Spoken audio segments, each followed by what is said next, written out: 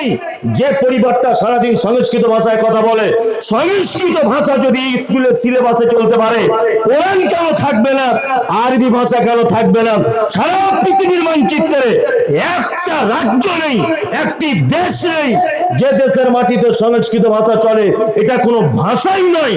এইটা যদি স্কুল সিলেবাসে চলতে পারে, তাহলে আরবি পৃথিবীর 23টা দেশে ব্যবহার হয়, তাহলে কেন আমাদের দেশে এই রাজ্যের মাটিতে স্কুলে আরবি চলবে না? কেন কেন চলবে না?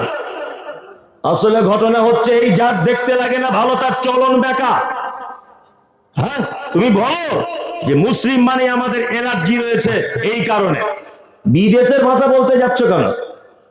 তুমি জানো ইতিহাস বোঝো? তুমি সারা জীবন গরুর মুত খেয়ে বেড়াচ্ছ আর এইটা নিয়ে পরীক্ষা করছো, তোমার আর ব্রেনে কি থাকবে? হ্যাঁ, সারা জীবন তুমি গোবর গোবর পরীক্ষা করছো আর গরুর মুত পরীক্ষা করছো। তোমাদের তো আর এছাড়া কোনো কাজ নেই। আর কোনো কাজ আছে? কাজ নেই। আর এখন নতুন করে একটা কাজ খুঁজে পেয়েছে, সব মসজিদের তলায় শিবের লিঙ্গ। মনে মনে বলছি যে শিবের তোর বিবেক আছে, শিব সত্যি, শিব তুই খুব দামি, অন্তত তুই তো এটা প্রমাণ করছিস যে আমি অন্য কোথাও লুকিয়ে থাকিনি, মসজিদের তলায় আশ্রয় নিয়েছি, অন্তত মসজিদ নিরাপদ জায়গা। এটা আমরা মনে করতে পারি কি পারি না?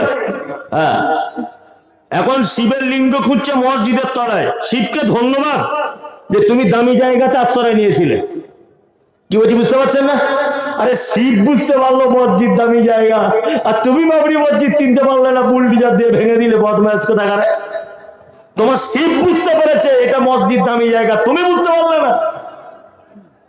আশ্চর্য বাবা। চলুন, কোরআন পরিবর্তন করার চেষ্টা করলেও কিয়ামত পর্যন্ত থাকবে, ইনশাআল্লাহ। বলুন ইনশাআল্লাহ। আল্লাহ এই ওয়াদা কার? কার? জোরে বলুন। আল্লাহর ওয়াদা। এই মুহূর্তে যদি সারা ভারতবর্ষের সরকার, সারা পৃথিবী রাষ্ট্রসংঘ যদি একত্রিত হয়ে বই আকারে পৃথিবীতে যত ছাপাখানাতে কোরআন ছাপা হয়েছে, প্রতিটা কোরআন যদি আগুন দিয়ে পুড়িয়ে দিয়ে দরিয়ার পানিতে যদি ফেলে দেয়, এই মুমতাজুল ইসলামে কথা বলে দিয়ে যাচ্ছি, শুধু কোরআন ছাপাতে যতটুকু টাইম, এতটুকু টাইম দিলে আমরা সারা পৃথিবীর মুসলিমদের কাছে 1 ঘন্টার ভিতরে কোরআন বিতরণ করে দেব ইনশাআল্লাহ। অজস্র মুর্শিদাবাদের মাটিতে, শুধু মুর্শিদাবাদের মাটিতে 7,500-এর বেশি কোরআনের হাফেজ আছে ইনশাআল্লাহ। কোরআন শুধু আমরা কাগজে লিখে রেখেছি তা নয়, আমার মাদ্রাসাতে 150 জন ছাত্র হাফেজ হচ্ছে।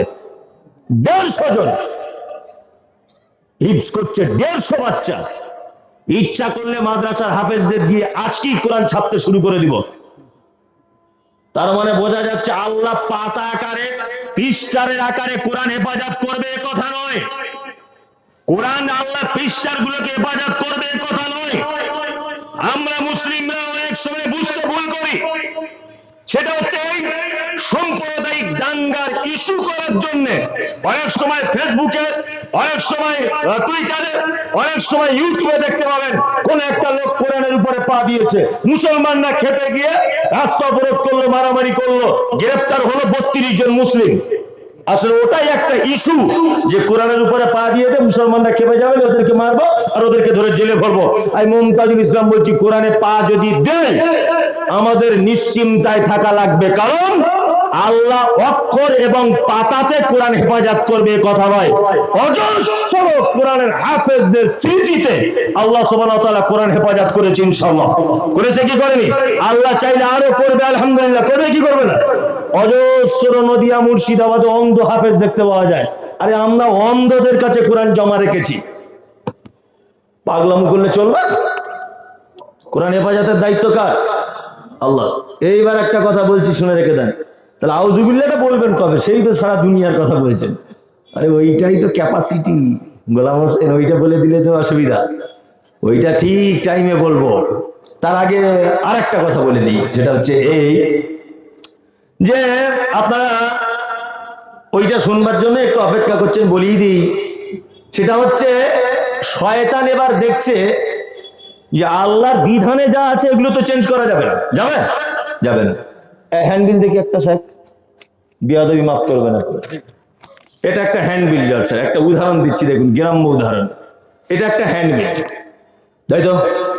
আচ্ছা বলুন, হ্যান্ডবিলের আমি যদি উপর থেকে দেখি কোন গ্রামে জলসা, কে প্রধান বক্তা, কে সভাপতি, কে সঞ্চালক, কে সহসভাপতি, কে সেক্রেটারি, কে লাস্ট বক্তা, কার কটার টাইম, এগুলো আমি বুঝতে পারবো উপরে দেখলে? তাহলে আমার কি করা লাগবে? এই যে খুলে দেখতে হবে ভিতরে কি কি লেখা আছে। এই যে মুমতাজুল ইসলাম 10:30 থেকে 12টা পর্যন্ত দেখতে পেয়ে গেলাম আমি, তাই তো? তার মানে কোনো জিনিস না খুললে বোঝা যায় না। শয়তানের কাছ থেকে আল্লাহ আশ্রয় চাইতে বলে, আত্মা ওর কুমন্ত্রণা থেকে আল্লাহ আশ্রয় চাইতে বলেছেন কেন আল্লাহর দরবারে? তার একটা কারণ, শয়তান ভাবছে এর বিধানগুলো পরিবর্তন করতে পারবো না, অন্তত মানুষ পড়বে তবে তো এটা ভিতরে কি আছে বুঝতে পারবে, যাতে না পড়ে আমি সেই লাইন করব। ওই জন্য কোরআন যারা পড়ে সব থেকে শয়তান তাদের বেশি শত্রু। তার একটা প্রমাণ বলি, বলুন তো স্কুলের ছেলেরা বদমাইশ বেশি হয় না মাদ্রাসার ছেলেরা? এটা আমি এমনি মজাক করে বলছি, মাদ্রাসাকে খারাপ বলছি না, আমি জাস্ট বোঝানোর জন্য বলছি। কোন ছেলেরা বদমাইশ বেশি? মাদ্রাসার ছেলেরা, তাই না? এইবার একটা কথা বলি, স্কুলের ছেলে আপনার যাচ্ছে স্কুলে, শয়তানের মাথা গরম নাই, ও বিন্দাস সিগারেট খাচ্ছে আর ঘুমোচ্ছে, ধরে নেন।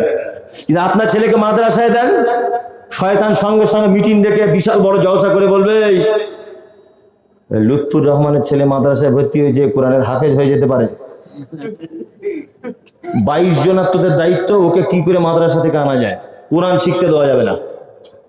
তার জ্বলন্ত প্রমাণ বলি, অনেক সময় বলে না যে বক্তারা শুধু বকে, শুধু উল্টো পাল্লা গল্প বলে। আরে পাগল, গল্পের ভিতরেও জ্ঞান থাকে।